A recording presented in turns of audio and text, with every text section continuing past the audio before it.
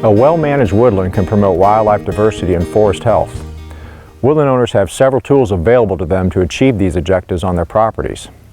Two of the more common techniques that we use are single tree selection and patch cut harvesting. Used together in the long term, these are often termed uneven age forest management because what they do is create trees of multiple generations, or basically different age trees within the same woodland. So in today's video, we're going to talk a little bit about what these two techniques are, what trees they help grow, and how wildlife species respond to them.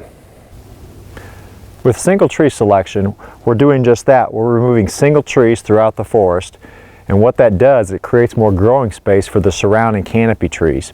This often results in increased vigor and health of those trees.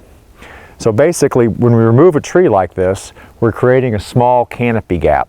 And what happens is we'll get a temporary growth of young trees and other plants within that gap. And these conditions used over time really favors a certain species. And so more shade tolerant tree species like American beech or sugar maple are really favored using single tree selection. So with single tree selection, you have to decide which trees you're going to remove. It's really not always the biggest trees that are removed. There's a number of factors that go into that, just like any other management technique. So it's really based on what your management objectives are, what the current stand conditions are, the site conditions, as well as tree biology. So a lot of woodland owners will seek the assistance of a professional forester who can take the guesswork out of this.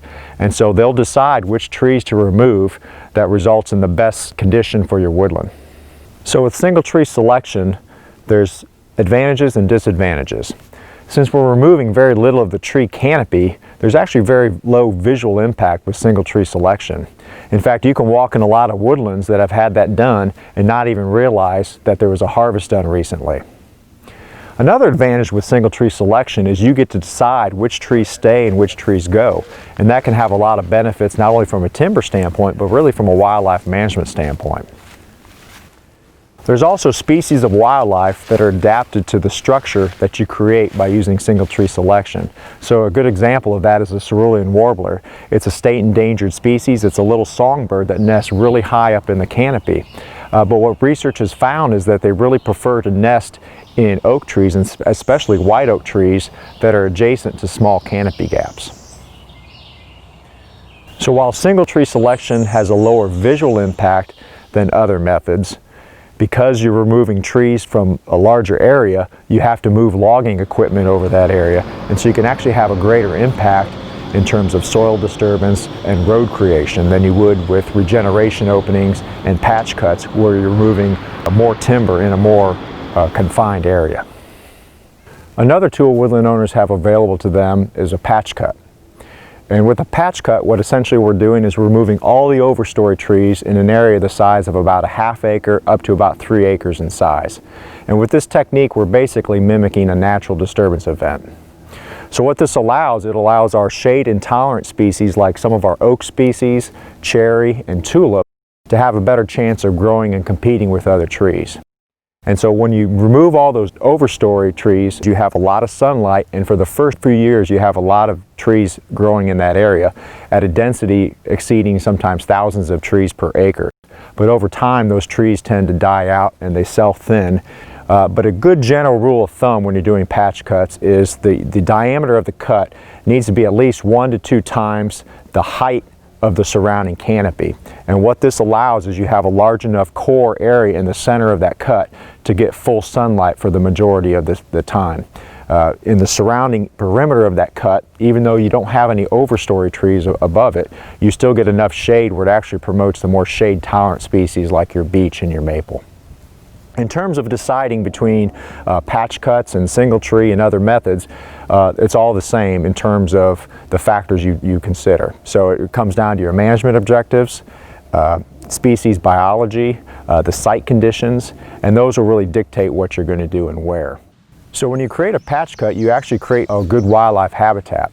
And so that dense growth of young trees and shrubs and wildflowers that you get has positive effects on different wildlife species.